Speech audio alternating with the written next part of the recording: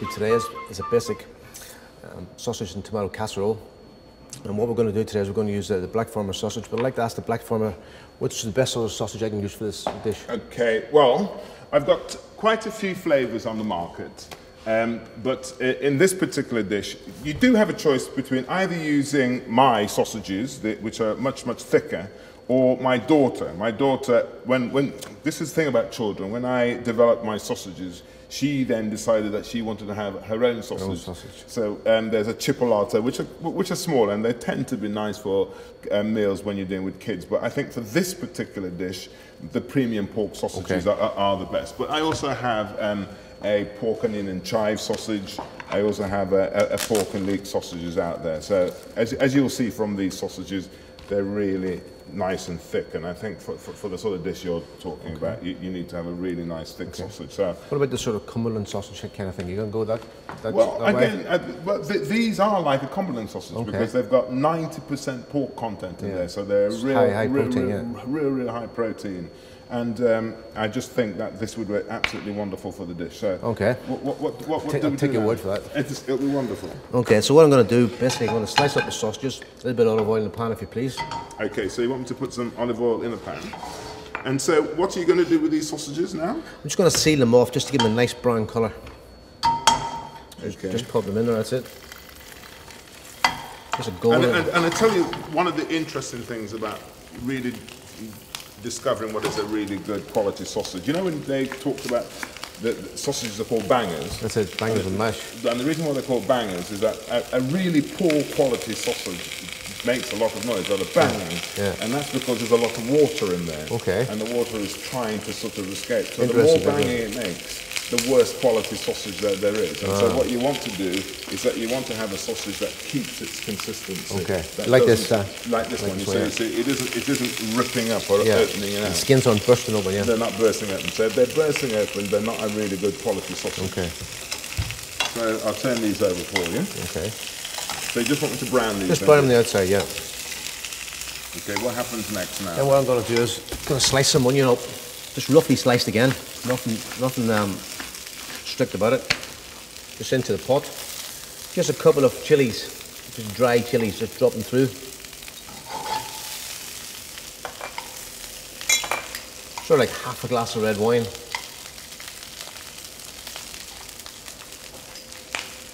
About 1 can of tomatoes.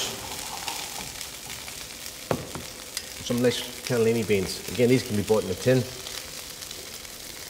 Just drop it through. Some cracked garlic.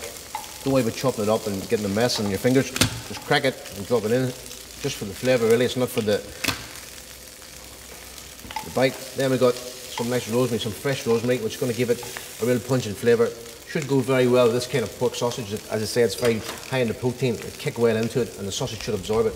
Looks absolutely wonderful. I mean, I would think that this sort of dish would work really well in the winter. So when you're being out and it's cold and you want some loving in your life. That's it. This sort of dish would be. But again, I sort of serve out with a little big mash or champ potatoes, that kind of thing, with scallions chopped to it. And God, it sounds delicious. A little bit of parmesan mash, that kind of stuff on top. Some beans, some broccoli.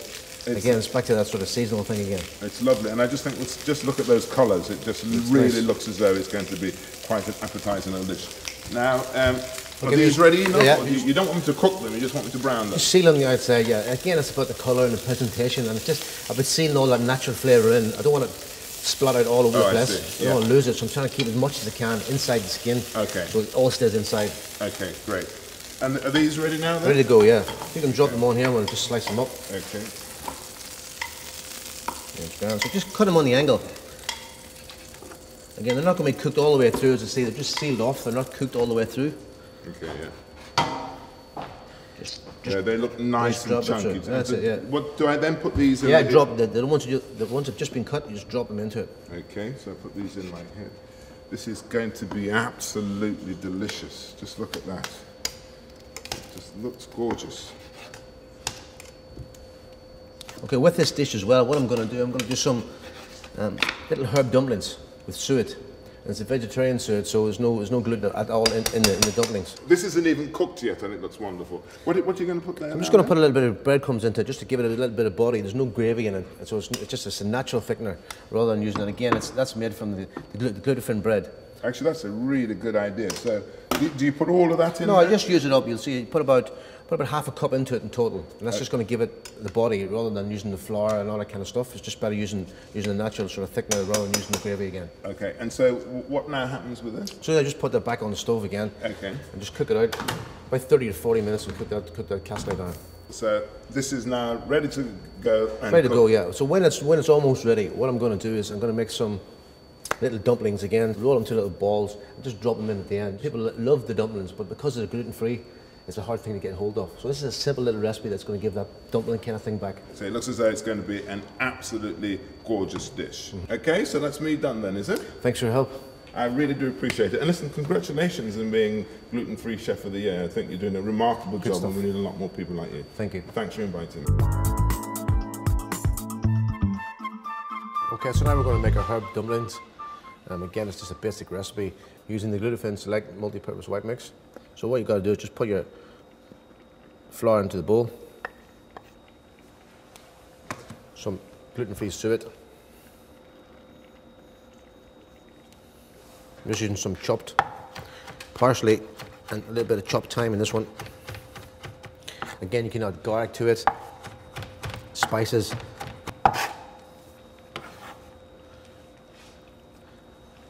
So basically all we got to do now is add our water. Just bind it all together as we're stirring it around. What you're trying to form here is a thick batter. So what we got to do, just make little balls, little dough balls. Again, not too big, because when they do hit the water, it absorbs the water and it puffs up again. So you don't want a big, massive dough ball sitting in your stew. So basically, you drop them in. These just cook in the casserole for about 15 minutes, 20 minutes. Again, until they puff up and feel tender.